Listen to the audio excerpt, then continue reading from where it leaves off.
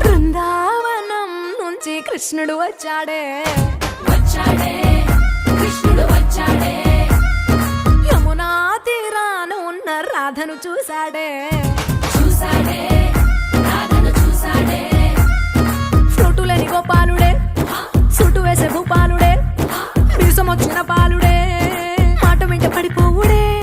కటిక చీకటిలో